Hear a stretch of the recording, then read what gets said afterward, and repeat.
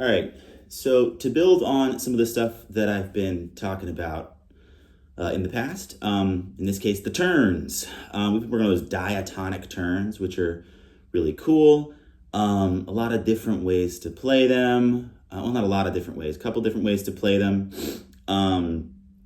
But also sort of some limitations on guitar, like we can really only play those when they fall on a certain string set.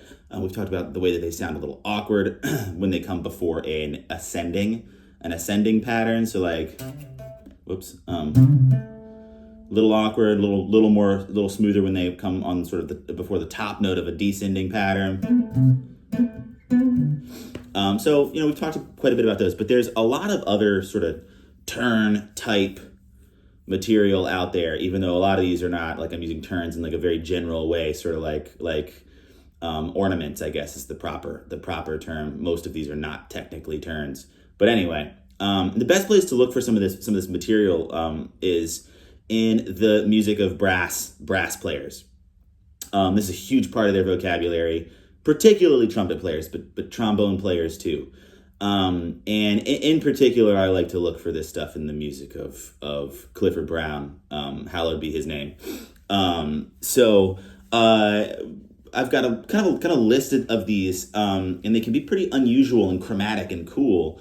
But the one I want to do today, I got from pretty early in Clifford's solo on Stompin' at the Savoy, and I'll post some of that.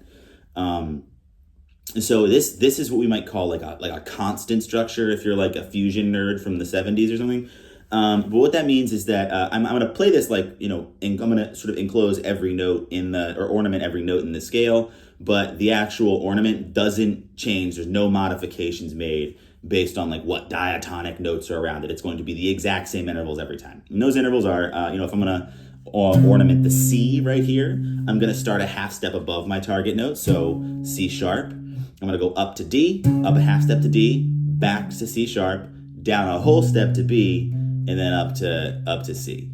So C sharp, D, C sharp, B, C. So I'm going to play that quick.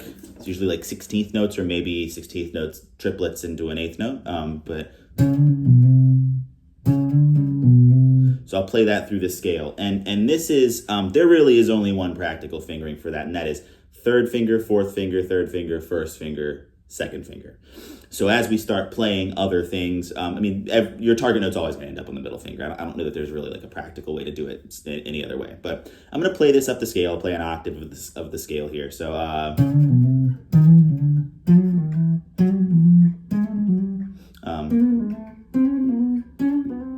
halfway through that, I like reflexively did one. You could do 3, 4, 3, 1, and then slide up to the first finger. So that can be useful also. So anyway, a really nice thing about this is that it also sounds quite good on.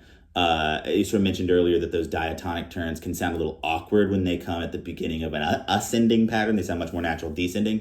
This is kind of an odd pattern, so it doesn't really sound any more or less odd based on what you put after the turn. So it works really well for ascending patterns, and I'll play some thirds here. Whoops.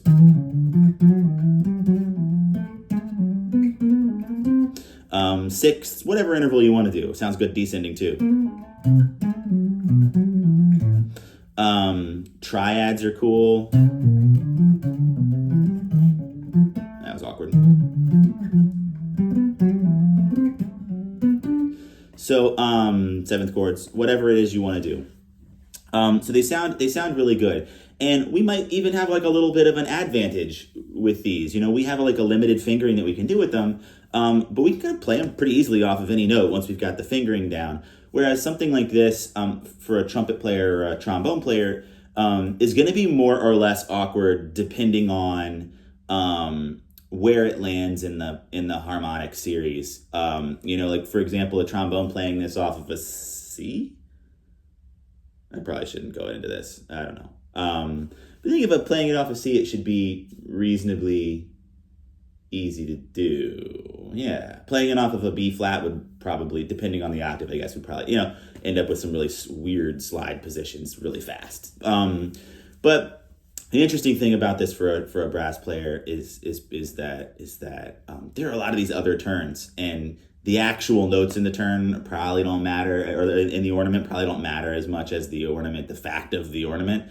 So, but it's cool because on guitar we can kind of experiment with all these in different places, and they feel pretty cool.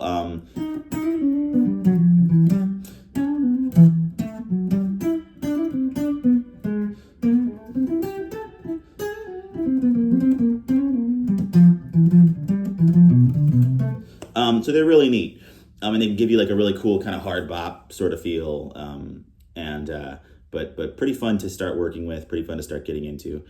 So I'll post some more stuff about these down the line, but this is a good place to start with these. They're really interesting and can get you some really cool kind of sounds. So.